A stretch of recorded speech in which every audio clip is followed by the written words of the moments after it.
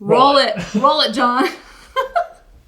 Hello, everyone. Welcome back to my PetNat series, which is the racking and inoculation phase of the process. I will just start out by saying that the racking part is fairly simple.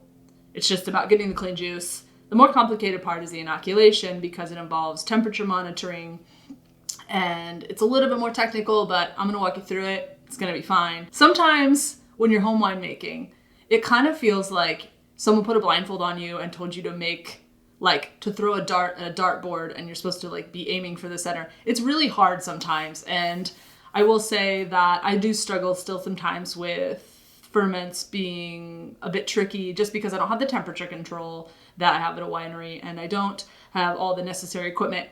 I do everything I can to make it easy. I pick a strong yeast like I did here. But just do your best. And honestly, there's tons of online resources, like I've said in the past. I still look up all this information, even after 5 years of making wine at home and making wine professionally. I just like to make sure that I'm doing it correctly because you just don't want to over add or under add. All right, after all of that, let's actually make some wine.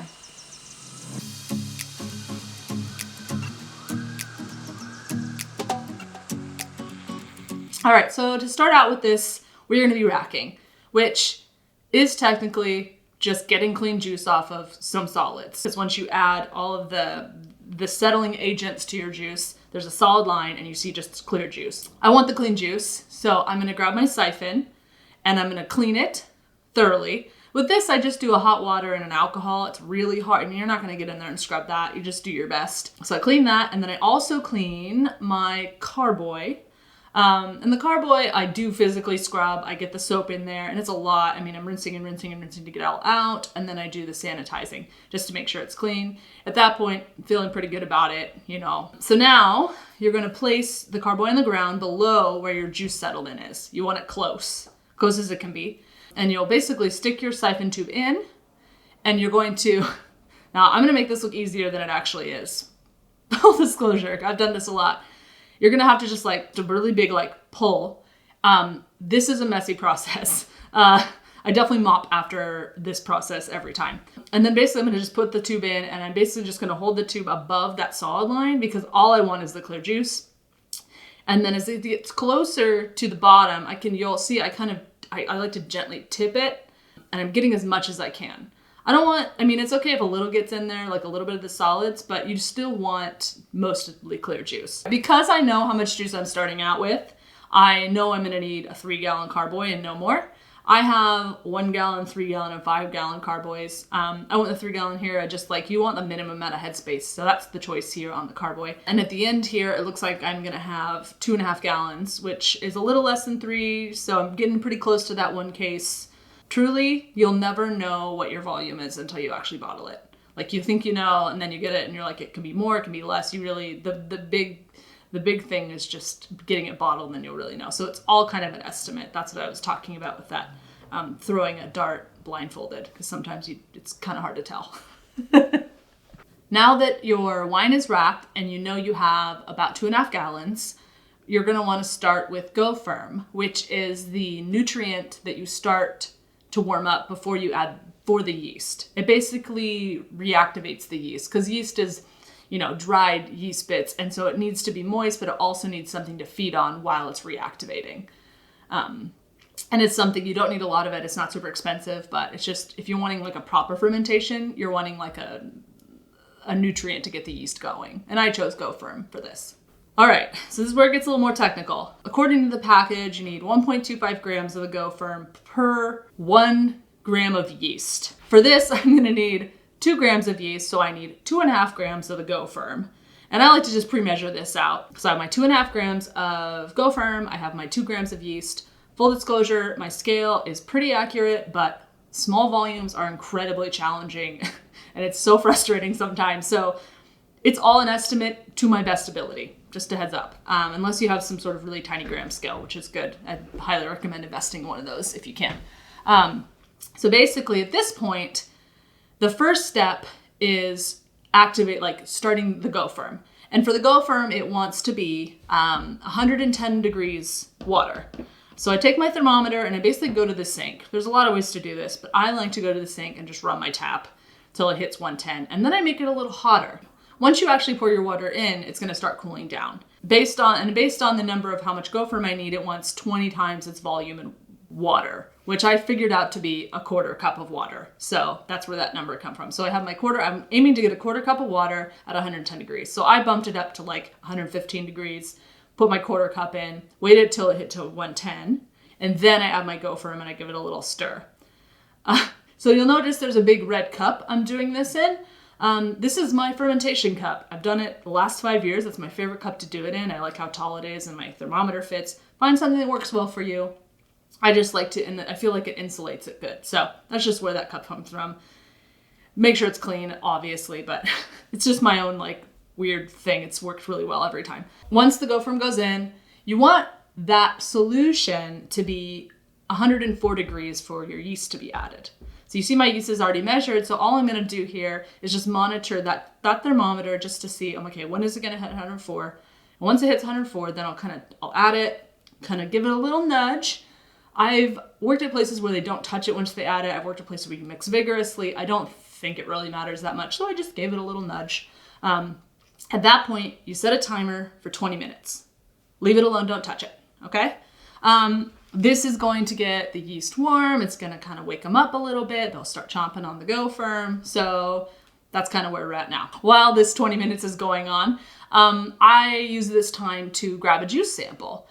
So this is the first juice sample I've taken. I could have done it earlier. I just like to wait till it's clear juice. So I'm taking my juice sample and I'm gonna use my hydrometer. And this hydrometer is awesome because it lists Brix, which is the sugar level, which indicates how much sugar is in it, but it directly correlates to how much alcohol is in it. But this hydrometer I have tells me the potential alcohol, which is 11%, which is awesome. It's kind of low. But for me, I'm kind of into it. I think maybe it'd be kind of a fun, refreshing patio wine. I don't want it to be a super high alcohol wine. Stylistically, that's a choice. You can easily add sugar. There are sugar calculation websites galore online if you want it to be stronger. So that's just a warning. So once you get your juice in your graduated cylinder, you basically spin it because it gets all the air bubbles out from underneath it. And so at that point, you can get your true sugar level reading. On this juice, I got 19.9, pretty close to 20 Brix. That's, like I said, a potential alcohol of 11%.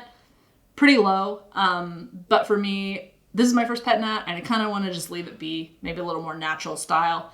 But most importantly here, I'm also getting the temperature reading, which according to my thermometer, which is kind of on the bottom of the hydrometer, says 75 degrees. That's important to know because the yeast Go-Firm mixture that we have here needs to be at within 10 degrees of that 75 degrees. If you just add that yeast and Go-Firm at 100 degrees or whatever it's going to be after 20 minutes, you're going to shock the yeast and you won't have a ferment. So I'm going to take the juice I collected with my graduated cylinder. I'm going to use that juice to cool down the liquid, but also to adjust, to like feed the yeast and kind of adjust that temperature slowly. Like you don't want to do it all at once. You don't want to cool it down too quickly. I aim for no more than a 10 degree difference. So for example, in this batch, it was 96 degrees when I came back and I bumped that down to 90 degrees and I kind of checked the thermometer as I went. I just added and looked at it.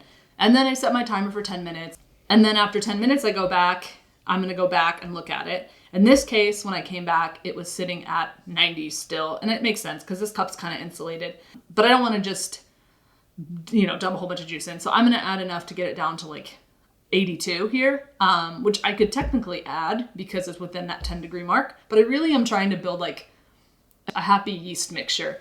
I feel like 2 times is minimum. When I'm doing bigger batches at work, we'll do it a lot more than that. So for me, 2 times is good. I just want to make sure that the yeast don't get too shocked. So now that I've waited my second time and it's about 80 degrees now, definitely able to add it. So I'm basically going to kind of slowly dribble this in. I'm not going to just dunk it because that's, again, just try to be nice to those yeast babies because you want them to make alcohol for you. So I'm going to trickle it in a little bit. And then at this point, those airlocks that I had you guys stock up on earlier are very handy because at this point you have to use an airlock because if you just put like a bung in there, that bung's just going to pop off once your activity starts. So the airlocks keep oxygen out while allowing the CO2 to release. You want to make sure that your carboy is in the right temperature space. My house happens to be around 70 degrees. Probably a little too warm, but unfortunately with home winemaking, I don't really have anywhere else to put it. If I put it outside, the fluctuations are too much. If I put it inside, it's warm. I choose warmth. So basically, I'm just going to leave it where it is, and I'm going to keep an eye on it. And hopefully, within the next day or so, we'll see some fermentation activity. In the next video, we're going to be talking about, once it is going, how do you monitor that, and then how do you feed the yeast as the ferment goes? Because once you add the yeast, it's going to start eating the sugar, but it'll need a little more than that throughout the process. So we'll talk about checking your Brix and temperatures and what you're looking for, in addition to what a nutrient add would look like for a lot this small especially. I just want to say thanks again, guys, for watching these videos. Like and subscribe if you enjoy them. I look forward to doing more content here, and cheers until next time.